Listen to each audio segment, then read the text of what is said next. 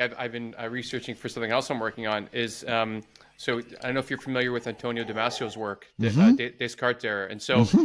between him and actually How Emotions Are Made, that other book I told you about, it seems like, and also to your point, if there's brain damage or brain lesions in specific parts of the brain and you're disconnected from your emotional experience in your life, then you cannot make good decisions. Your Yeah. life essentially will fall apart. There's a lot. I'm sure you're aware of all the case studies, and so to take off from what you were just saying, that sometimes, yes, we need our planning brain to know, okay, what mortgage can I afford? What sort of job will I accept if you have an option of several? But at the end of the day, after you've evaluated all of those data points, there is an element of just feeling which one is better for you, Yeah, right? And absolutely. so that's the way that we are to make decisions. I mean, I think that's why on some level, I am that, we are a product of our experiences. So maybe because we have this idea that humans are these superior beings, that we have free will, and maybe that's just the illusion that our brains will create, and that's what part of what consciousness is. However, I purposely remind myself always that I am not an NPC, that I have Yeah. agency, and maybe that's the trick itself. Maybe the Hmm. more people that believe and invest in this idea that we're not victims, that we have agency, maybe those people have a modicum more of free will than others, simply because they've attached themselves to that emotional concept. Is that possible? So there's a grade of how much free will an individual Yeah, can have. absolutely.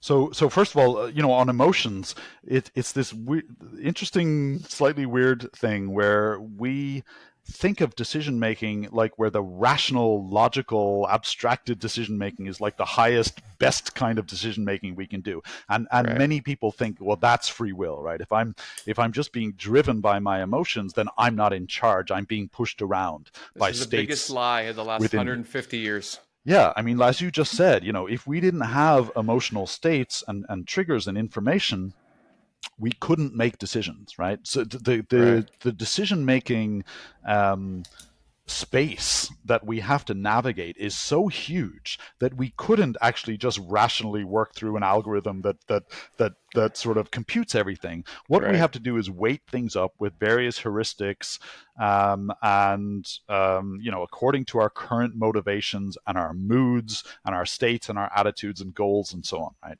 all of those things have internal signals that carry them, and those are what we feel as emotions. So when you're feeling emotions, those are part of your behavioral control system.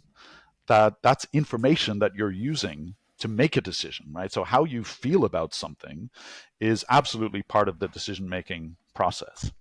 Now, Huh. having said that, of course, it's also possible that under some circumstances, some strong emotions can get weighted too heavily, right? So they can push the whole behavioral decision making system too strongly. So, really strong anger, for example, really strong Right. fear can make you make decisions that turn out to be not adaptive, right? So they're pushing too hard. And it's also true that some people are more prone to those kinds of effects than others. So, for example, infants, toddlers are much more prone to those effects than people who are older, right? So Hmm. those systems, we can absolutely see right there a difference in the degree of free will that individuals have, because very young individuals um, don't have as much behavioral control as older ones. So what we learn through time is these sort of layers of behavioral control, right? We have these immediate emotional motivations and urges, the kinds of things that infants and toddlers just respond to, right, one at a time. As we Right. get a little older, we can start to weigh these up against each other. So now we're doing a kind of a bigger planning over all of these different urges. Some of them, they might be conflicting with each other, right? Now we need a system to optimize our behavior through time. And Hmm. the other thing that changes is that we can see the outcomes, we can predict the outcomes of our behavior over a longer time horizon. So now we start to plan. We have goals. We can carry out actions and behaviors that allow us to achieve a goal for tomorrow, right? Not just for right now, but for tomorrow or a week Right. away or 4 years away, or a decade away, right? So we build up. The biology of decision making is so much more interesting than this sort of yes or no, we're in charge or we're not. It's just Yeah. very nested, layered kind of complexity where you have these immediate emotional systems of motivation. You've got bigger systems of planning, of predicting outcomes, weighing them up against each other. And we're basically engaged in this big optimization problem all the time, right? And effectively, also we see that some people are have greater control than others, even as adults, right? So, for Hmm. example, people with schizophrenia or Alzheimer's disease or other things have less control. People with Right. OCD or drug OCD. addiction have less control than other people. But also, just to come back full circle to where we started, there's lots of personality traits that affect the degree of behavioral control that we exert. And the most obvious one is impulsivity. Some people are just more impulsive than others, and Right. some people are more deliberative. And if we take free will to be this process of active deliberation, then clearly, some people exercise more will over their decisions than other people. And to be smack dab in modernity right now, what do you think about? Because I've been thinking about this idea for a little while now. Obviously, with Jonathan Haidt's book, "Anxious Generation," making the rounds everywhere now, and it's such an important topic for how children use iPhones and smartphones and social media. I think we don't talk enough about how adults are using it, because these children are going to turn into adults. Some of them already are young adults. And I know now that myself and all of my friends, we talk about, like, yeah, I need to use my phone less. I mean, I was scrolling until this time. Like, I hear from everybody. This is not just children. And so I wonder, I was thinking about this through a lot of your dialogue about free will right now, and agency, etc.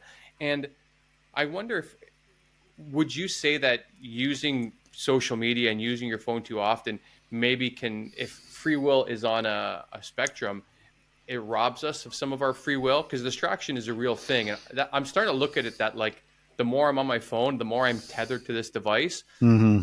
the easier I'm distracted, the less focus I have, which therefore would mean I effectively have less free will over my own life. What would Yeah. you think about that? Yeah. I mean, it's interesting. So, first of all, I'm not an expert in that area, and this is one where it's really contentious, and the evidence is actually, there's the evidence is ambiguous, I think, on whether those kind of heavy social media use does real harm or not.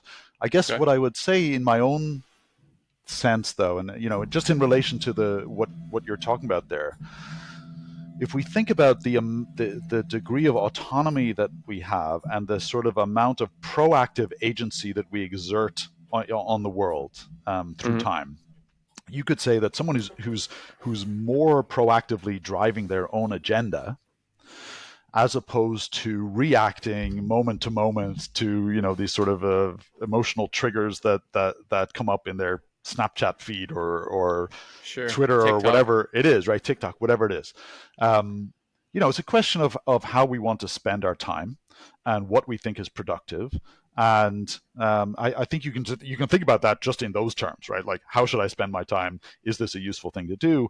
But you can draw back and say, yeah, how much causal agency am I giving away by sacrificing it to those kinds of things where, like, I'm not driving anything about that. It's just this Right. stuff is being fed to me, and I'm having reactions to it. Is that a useful thing to do? I don't know if it's harmful or not. It doesn't feel useful, and I'm as prone to it as anybody else is to Sure. lately to doom scrolling. So, yeah, no, I mean, I think it's an interesting, really, really interesting question. I think the research on potential sort of psychological harms is very up in the air. So I don't quite know what to think about it myself. Right. Yeah. I mean, and that's fair. And this is one part where I like to speak to your idea about academia being more proactive, because I think, especially, well, let's say when it comes to medications, pharmaceuticals, all of these things, I think we need evidence to say if something that works or doesn't work, or Yeah. if a supplement should be sold, all of these things. But when it comes to these concepts now that is more a part of modern life, I think there's a part where maybe we don't need to wait for so much hard evidence, that there's enough of us, like 100% of us, that are using these devices that are like, yeah, my life would be better if I was blocked from it, or if I, Hmm. even kids. I think Jonathan Haidt said that kids in their 20s, when TikTok was going to be banned from the US, they were like hopeful, right? Yeah, yeah, And yeah, if it's yeah. not, they're back on it, 2 hours a day, or whatever. So, I wish there were. Again, this isn't a world filled with common sense these days, unfortunately. But it would be nice if we all agree, like, yeah, you hate this a little bit too, right? Like this. So, like, we could put in guardrails to Yeah, make our yeah. lives better, when we know that this simple thing is robbing us. As what did you call it? Something agency. I really like the Of term our that you used. autonomy or causal Was agency. I don't know. causal agency. Yeah, I really Yeah. really like that, because agency is something I think about all the time. I talk about with my friends about this idea Right. of, like, you can be a victim of something, but if you Mm-hmm. identify as a victim, that identity will rob you of your causal agency, if you will. So sometimes it's, yeah, I've really changed from this discussion. I've really changed how I think about free will, because before Interesting. I thought it was more, yeah, I was more in the Sam Harris camp a fair bit. I was a little bit before his station, but I thought I was choosing to have agency. Whereas this conversation, now I think that there is a bit of a spectrum Yeah. of free will. Some have it more or less, and there's very different things. There's cultural, there's socioeconomic, there's brain damage, all of these things. But if I continually to live in this camp that we have agency, then effectively I will. So it's much Yeah. more nuanced. So I appreciate you helping me build those new neurons today.